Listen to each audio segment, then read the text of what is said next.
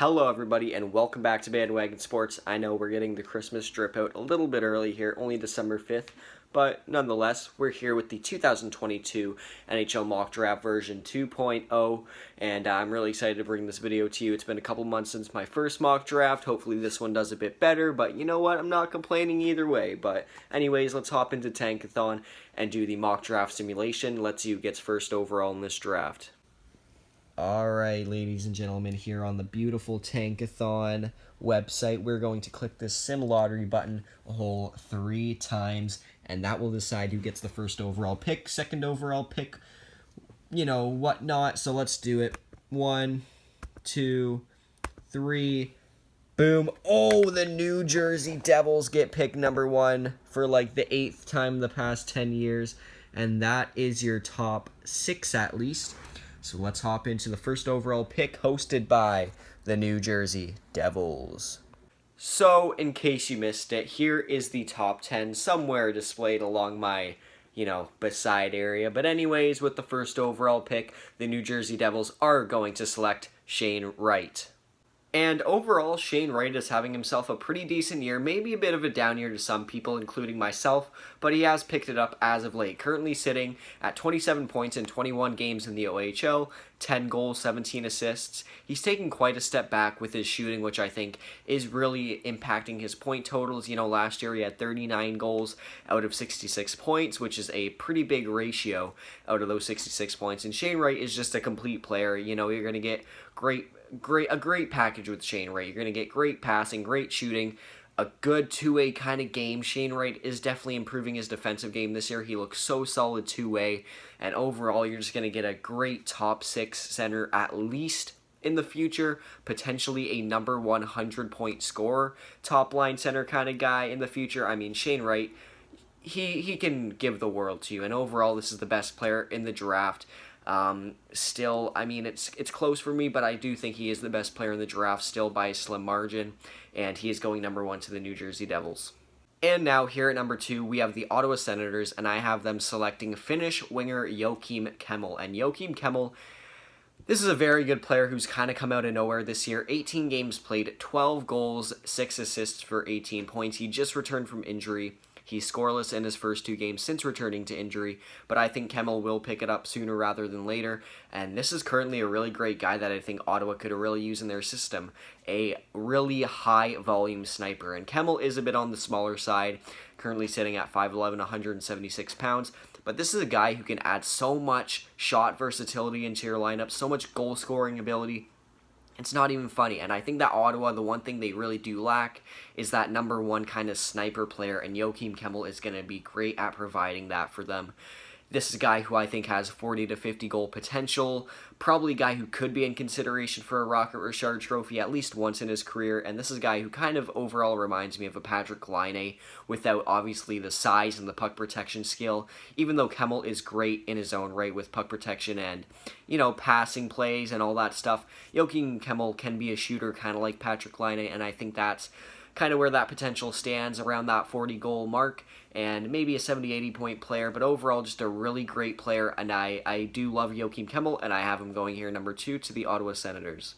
And coming in here at number 3, the Arizona Coyotes select Matthew Savoie from the Winnipeg Ice in the WHL, and really the thing that Arizona needs right now, in my opinion, is more offense, more scoring, and that's only going to come with guys like Savoie. Currently in 25 games in the WHL, Savoie has 14 goals, 27 assists for 41 points, and even though he does have a lot more assists than goals, last year he showed off his goal-scoring ability where he had 21 goals in 34 games, for the Dubuque Fighting Saints in the USHL, because obviously the WHL wasn't going on, but Savoie has a lot of great skills, just like Shane Wright, just like Joachim Kemmel, the guy selected ahead of him.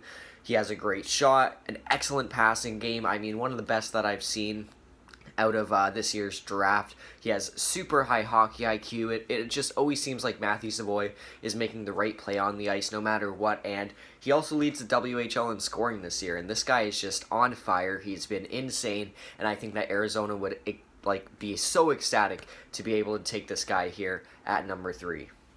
And now here at number 4, the Montreal Canadiens select Logan Cooley from the USA U18 program. And Logan Cooley is a guy who I had top 10 coming into the season. I really liked what I saw from him last year, and overall he is not disappointed. This is a guy with so much great offensive ability. This could be a future first liner, future all-star, even a future Hall of Famer. And I think that the offensive potential here for Logan Cooley is limitless. Currently in 26 games played, he has 18 goals, 20 assists for 38 games played, obviously in the USNDP system. And this is a guy with a great shot, a great passing game, such high hockey IQ, and an overall really great skater. The defensive game could use some working on, as with a lot of forward prospects usually in draft classes, but this is a guy with such a high ceiling, at least for offensive potential and offensive production. Logan Cooley is going to blow you away, and I think that Montreal is a team that really needs a huge number 1 scoring threat, and Logan Cooley can potentially be that one day for them, so that is why I have him going number 4 here to Montreal. And now, at number 5, the New York Islanders will select Yuri Slovkovsky from TPS in the Liga, and this is such a perfect fit for the Islanders, in my opinion. This is a big-bodied guy who has a great defensive game, good physical game, which the Islanders already like, and he has some very sneaky hands, very sneaky skating ability, and some overall underutilized offensive tools. Slovkovsky currently sits at 6'4", 225, so this is a really big guy, which will kind of fit the Islanders' mold of scouting and player finding. And at number 5, I think this is a great pick for them. In 18 games played in the Liga so far, he has 1 goal, 3 assists for 4 points. And his offensive game is still very raw. His tools are still very raw offensively, but this is a guy, if you build him correctly, you could have a 60, 70 point guy along with a big physical presence on the ice, which I think the Islanders would greatly appreciate, considering they cannot score goals this year, and the defensive game is taking a step back as well. So, Slovkovsky, number 5 to the Islanders. And here at 6, the Vancouver Canucks, fire Jim Benning, select Slovakian defenseman Šimon Nemec. This is a great defenseman, the best defenseman in the draft, in my opinion. And he currently sits at 6'1", 194 pounds. He has a good body to him already. And this is a guy who I believe could step into the NHL right away. I do believe with a good training camp, Nemec could get a chance on a team like Vancouver. And overall, Vancouver just needs good potential blue liners, and Šimon Nemec is one of them. Obviously, back in 2016, they selected Oliu Levy, and that pick didn't go great. Quinn Hughes, good offensive upside, but Šimon Nemec, I feel, has some great two-way upside. This is a guy who currently in 19 games played in the top league in Slovakia has 11 assists for 11 points. His passing game is superb. He has a good shot from a blue line, nothing special, but he can squeak in maybe 5-6 goals a season. And overall, what I'm looking at here is that excellent passing game. Such a great skater. He is so fluent with his skating ability. He has such a great shutdown ability as well in his own end. And overall, with Šimon Nemec, you're going to get the overall two-way package, which I feel Vancouver really needs. They need that elite-level blue liner who can produce two-way defensive efforts, and Šimon Nemec can be that person for them. At number 7, the Columbus Blue Jackets select Russian forward Danila Yurov, and this is a pick with super high upside, but also a pretty low ceiling. Danila Yurov is currently pretty unknown. In 21 KHL games this year, though, he has 0 points, but in 6 MHL games played, he has 3 goals, 9 assists for 12 points. And don't take the KHL stats too seriously. He's only playing around 2 minutes a night. He's really not getting a chance to show off any of his offensive tools, anything. Danila Yurov is playing such limited time in the KHL, but in that limited time, he still does do his best to show his great offensive tools, his great two-way ability. And this is a guy who has, 70-point potential with a great two-way presence on the ice. I feel like that's the kind of player Danila Yurov can become for the Blue Jackets, and I think that Jarmo Kekalainen, with the success of Igor Chinnikov just a couple years ago, he's going to go for another highly touted Russian here in Danila Yurov, and this could turn out to be a great pick for Kekalainen and the Blue Jacket scouting staff. And here at number 8, the Buffalo Sabres will be selecting from Yip in the Liga, Brad Lambert. And Brad Lambert was a top 3 projected pick at the beginning of the year. I had him at number 2, and he has had a bit of a rocky year. He's had the Aatu Ratu effect kind of take part on him, but he's still not having a bad year. In 21 games played so far in the league, he has 2 goals, 3 assists for 5 points, and yes, the defensive game is looking so bad on Brad Lambert right now, but he is still showing flashes of his great offensive ability. He has a great shot, great passing game, super high hockey IQ. He's such a good skater as well. He can turn on a dime, and overall I think that Brad Lambert will end up picking it up at some point in the season again. Another thing is we're going to see how he performs at the World Juniors, the U21s, the U18s, whatever, because he will be there for Team Finland, and if he has good tournaments, then overall I think his draft stock will stay in this top 10, but if he keeps playing the way he is, it will probably fall. I still think he will be a top 10 pick, but right now I have him going number 8 to the Sabres. Just trading Jack Eichel, I think that Brad Lambert has the potential to be a guy like Jack Eichel, just such a great dominant force out on the ice. And let's move on to pick number 9. And here at number 9, the Seattle Kraken take Ivan Miurashinchenko from the VHL, which is the second league in Russia. And Miurashinchenko, I kind of felt like he would have this kind of year, you know. He is a good two-way force. He has such a great shot as well, Miurashinchenko, and he has good size as well, sitting at 6'1" currently. And this is a guy who I think, if he has a good training camp, could actually hop into an NHL lineup day one next season. I do believe that Miurashinchenko does have that kind of potential, and really what you're getting with a guy like Miurashinchenko is a super big shot, a decent two-way game, and an overall dominant force out there on the ice. You can kind of look at Miurashinchenko and think that he's going to turn into a scoring power forward. I don't know kind of a guy to compare him to, but he has good 30-40 goal potential, maybe 70-80 point potential, and really the ceiling with Miurashinchenko is super high, but also the floor is down there as well. Same kind of thing with a guy like Danila Yurov, but I think that here at number 9, Seattle's going to want to put a great winger beside a guy like Matthew Beniers, who was their pick last year, and Miurashinchenko is a great player to do so if he does reach that ceiling. And now here at number 10, the Philadelphia Flyers will select from the Czech Republic David Jiricek. And I do think that the Flyers have such a great forward core, such a great young forward core as well, with guys like Farabee, Konechny, Frost. You know, they got the good forward depth. But in terms of defense, I really only see one big guy, and that's Cam York coming into the system. So I think Jiricek could be such a great player here for the Flyers to take, especially if they develop a two-way game on Jiricek. It's going to be amazing. And let's just talk about David Jiricek real quick. 27 games played in the Czech League, 5 goals, 6 assists for 11 points, and this guy has such a great one-timer.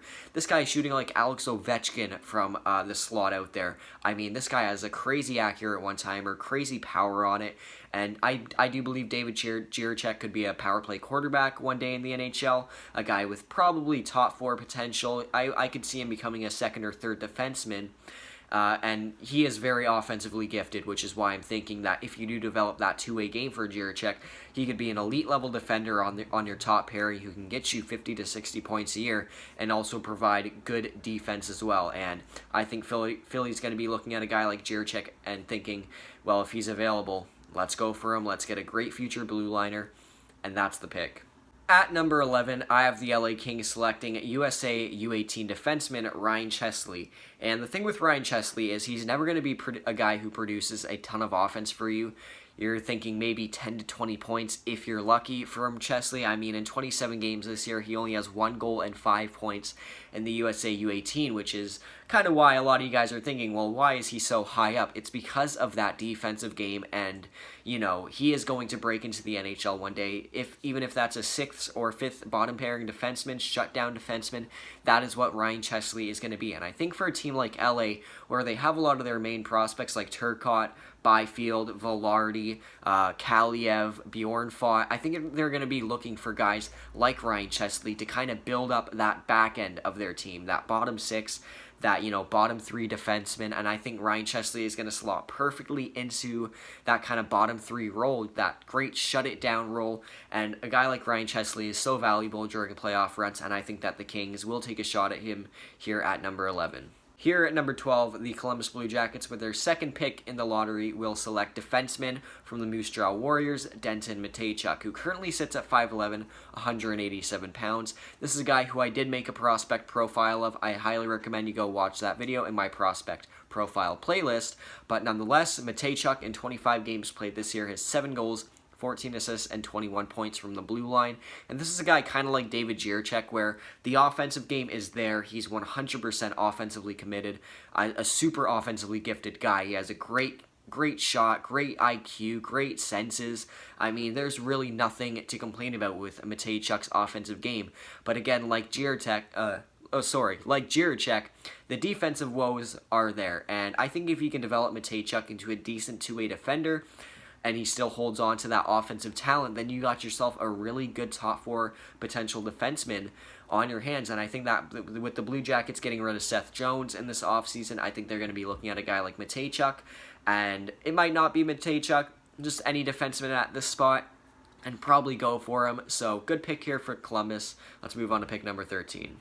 Now here at number 13, the Pittsburgh Penguins select from the USA U18 program, Rutger McGrory. And McGrory is a very interesting prospect. He did miss a couple weeks due to injury so far this year, but in 21 games played, he has 13 goals, 16 assists for 29 points, and he is playing very well overall. I am happy with how McGrory is playing, and you're going to get a great shot with McGrory. That, I think, is the biggest asset to his game, that he definitely has 30-40 goal potential. And again, this is another one of those guys with such a high ceiling. I believe he can definitely salvage a first-line center out of McGrory, if not a first-line winger. He has great size at 6 foot, 205 pounds. And overall, I think it's really just the skating and the defensive game that's really holding McGrory back. His skating definitely needs to be worked on if he's going to make the NHL. And the defensive game is decent, but it's nothing special. If you could develop that a little bit farther, I think you'll be good. So really, those are the only two things with McGrory that I see as an issue. But overall, this is a guy with so much potential, so much offensive flash, and such a powerful and great shot that I think Pittsburgh, with their two centers, Malkin and Crosby, getting older, you're going to want a guy with like McGrory in your system who could potentially fill in that first line role in the future. Now here at number 14, the Nashville Predators will select Connor Geekie from the Winnipeg Ice in the WHL.